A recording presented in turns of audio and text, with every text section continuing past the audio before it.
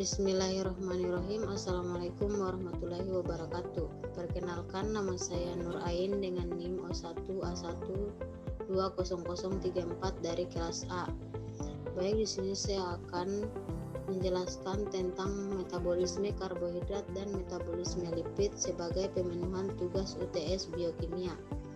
Langsung saja, yaitu yang pertama, jelaskan istilah dari glikolisis, glikogenolisis, glikogenesis, metabolisme, katabolisme, dan anabolisme.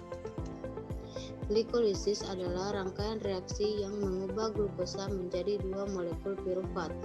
Glukosa di dalam sitoplasma akan dipecah secara enzimatis berantai menjadi asam pirufat dengan menghasilkan 2 mol ATP. Setelah masuk ke dalam sel, glukosa dapat langsung digunakan untuk pelepasan energi di dalam sel atau dapat berperan sebagai substrat untuk glikogen sintase. Glikogenolisis adalah lintas metabolisme yang digunakan oleh tubuh untuk menjaga keseimbangan kadar glukosa di dalam plasma darah untuk menghindari simptom hipogliksemia. Contohnya pada saat seseorang berpuasa atau sedang melakukan aktivitas seperti latihan olahraga atau bekerja yang berlebihan akan menyebabkan turunnya kadar glukosa darah menjadi 660 mg per 100 ml darah. Keadaan ini, kadar gula darah turun akan memicu hati untuk membebaskan glukosa dari pemecahan glikogen yang disebut proses glikogenolisis. Glikogenesis adalah lintas metabolisme yang mengkonversi glukosa menjadi glikogen untuk tersimpan di dalam hati. Fosforilasi glukosa bersifat reversibel. Fosforilasi dapat langsung digunakan untuk sumber energi atau disimpan dalam bentuk glikogen. Jika konsumsi karbohidrat berlebihan sedangkan intake glukosa melimpah, sedangkan pembakaran glukosa untuk sumber tenaga berkurang, maka glukosa akan diubah menjadi glikogen atau glikogenesis. Metabolisme adalah semua reaksi kimia yang terjadi di dalam tubuh makhluk hidup, terdiri atas anabolisme dan katabolisme. Metabolisme juga merupakan kecepatan tubuh dalam mencerna, menyerap, dan mengasimilasi makanan untuk diubah menjadi energi. Katabolisme merupakan proses perombakan senyawa organik kompleks menjadi senyawa-senyawa yang lebih sederhana.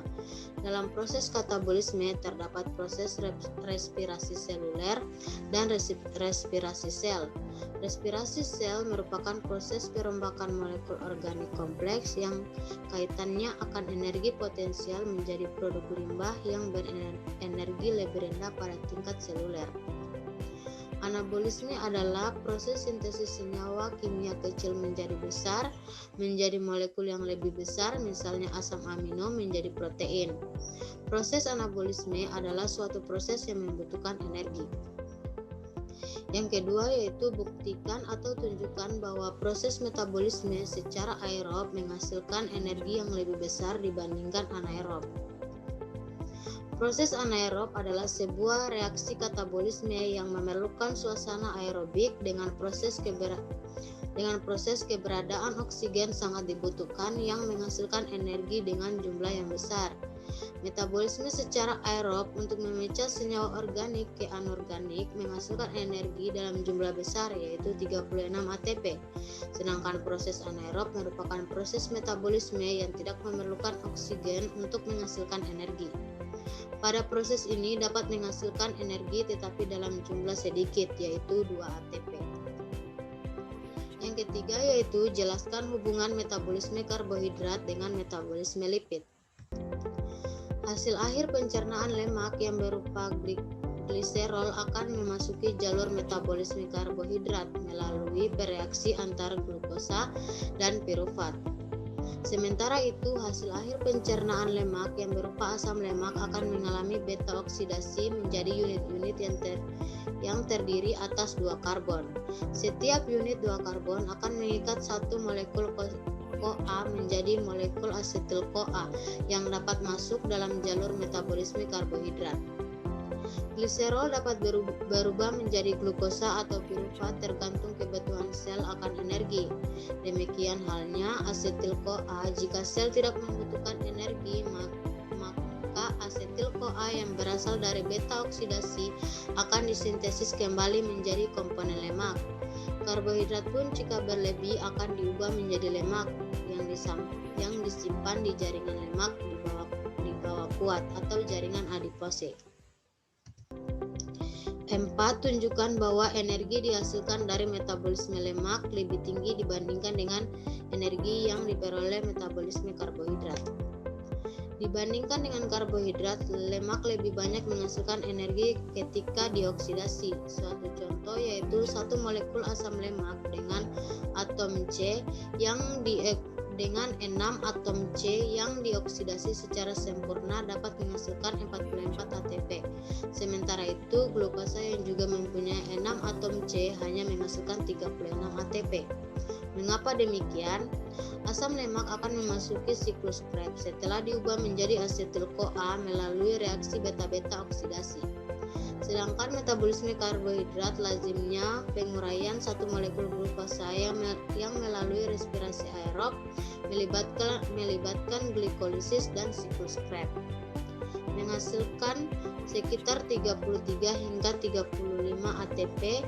Pemecahannya yaitu penguraian anaerob melalui glikolisis menghasilkan 8-10 ATP. Respirasi aerob melalui siklus Krebs menghasilkan 25 ATP. Yang kelima yaitu pilih salah satu penyakit terkait gangguan metabolisme karbohidrat dan metabolisme lipid. Jelaskan penyakit tersebut dan timbulnya penyakit serta cara mengatasinya, dan jelaskan kenapa usaha tersebut bisa diatasi penyakit yang timbul. Baik, di sini penyakit yang saya pilih yaitu gangguan pada metabolisme karbohidrat, yaitu penyakit diabetes. Diabetes adalah penyakit kronis atau yang berlangsung jangka panjang yang ditandai dengan meningkatnya kadar glukosa darah atau glukosa hingga di atas nilai normal. Ada dua jenis utama diabetes, yaitu diabetes tipe 1 dan diabetes tipe 2.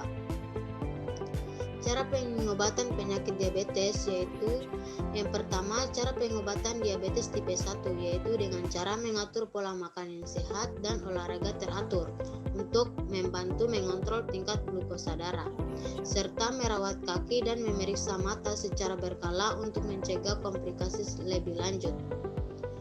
Yang kedua yaitu cara pengobatan diabetes tipe 2, yaitu menghindari makanan kadar glukosa tinggi atau berlemak tinggi, meningkatkan makanan tinggi serat, melakukan olahraga secara teratur minimal 3 jam setiap minggu, serta menghindari atau berhenti merokok.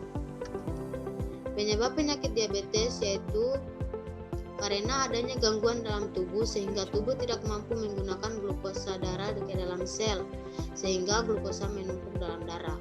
Pada diabetes tipe 1, gangguan ini disebabkan karena pankreas tidak dapat memproduksi hormon tertentu, sedangkan pada diabetes tipe 2, gangguan ini terjadi akibat tubuh tidak efektif menggunakan hormon tertentu yang relatif dibandingkan kadar glukosa darah. Kadar glukosa darah yang tinggi ini dapat merusak pembuluh darah